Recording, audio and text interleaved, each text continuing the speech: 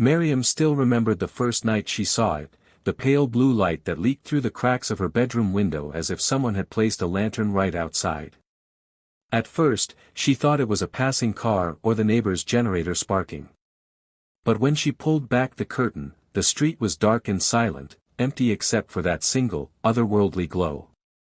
It shimmered like the ocean under moonlight, strange and alive, as if calling her by name.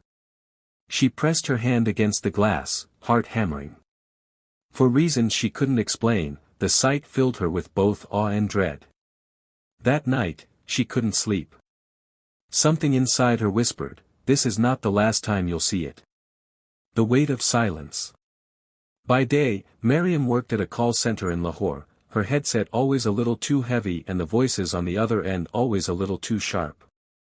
She lived in a small apartment with her mother, who spent most of her days staring at old photo albums, fingers brushing over the face of Mariam's late father. Their conversations had thinned to silence over the years. Mariam felt like she was slowly dissolving into routine, unseen and unheard, except when she was needed. The blue light broke that monotony. It returned every night around 2 in the morning. Sometimes faint, sometimes blinding, but always there. She told herself not to look, yet her body betrayed her. She'd get out of bed, pull back the curtain, and let her eyes drink it in. The strangest part wasn't the light itself but how it made her feel. Whenever it glowed, she felt her chest loosen, as though someone had reached inside and unclenched the fist around her heart. Her father's voice echoed in her mind, though she hadn't heard it in years, "Mariam, the world is bigger than you think."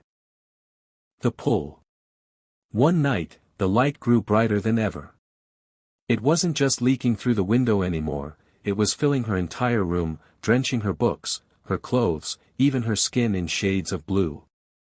Her hands shook as she reached out, not toward the window this time but toward the light itself, which seemed to hover like smoke. "Mariam." She froze. The voice wasn't her imagination this time. It was clear, low, and achingly familiar. Her father's voice. Her throat tightened. "Baba?" The light pulsed in answer. And then, as quickly as it came, it vanished, leaving her alone in the dark. She collapsed onto her bed, trembling, her mind spinning. Was it grief? Exhaustion? Or something real? The next day at work, she could barely focus. She caught herself doodling little blue orbs on scraps of paper. She couldn't shake the feeling that the light wasn't just a trick of her mind, it was a doorway, a message, maybe even a test. A secret shared. She finally told someone, her childhood friend Hamza. "You're not serious," he said, half laughing, half worried. "I am," she insisted. "It's not just light. It feels alive." And I heard his voice, "Hamza." "My father's." Hamza frowned, drumming his fingers on the cafe table. "You know what grief does. It makes ghosts out of shadows. But what if it isn't just grief?" Hamza looked at her the way you look at someone you love but can't follow into madness. "Mariam, if you keep chasing this, you'll lose yourself." But she had already decided, she couldn't ignore the blue light anymore. The descent. That night, she stayed awake, waiting. When the light came, she opened her window and climbed onto the fire escape. The street below was silent. The light pooled at the far end of the lane, like a beacon. She followed it barefoot, the asphalt cool under her soles. It led her past shuttered shops, stray dogs, and locked gates, until she stood before an abandoned building. Its windows were broken, its walls cracked, but inside the glow pulsed brighter. Her body screamed to turn back. Instead, she stepped in. The moment she crossed the threshold, the world shifted.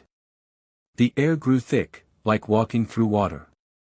And then she saw him. Her father. He stood at the far end of the room, his figure outlined in blue fire, his face exactly as she remembered, warm eyes, the faint scar on his chin. Mariam stumbled forward, tears streaming. "Baba." But as she reached out, the figure flickered, distorted. His mouth moved, forming words she couldn't hear. Then, the light collapsed. The figure vanished. She was left in pitch black, gasping, alone. The fracture. For days after, Mariam couldn't eat, couldn't work. She felt split in two, the rational side that told her it was all a hallucination, and the aching, desperate side that swore she had touched another world. Her mother noticed. "What's happening to you?" she asked one morning, her voice sharp. Mariam hesitated, then whispered, "I saw him. Baba. In the light." Her mother's face turned pale. For a long time, she said nothing. Then, finally, in a trembling voice, she admitted, "I've seen it too." Mariam's heart stopped. "You, what?" "The night after he died," her mother said, eyes glistening. "A blue light filled the room. I thought it was my grief. I never told you. I didn't want you to carry the same weight." Mariam felt the ground slip beneath her. It wasn't just her. The light was real. The twist of truth. That night, Mariam demanded answers. When the blue light returned, she followed it again, this time with her mother.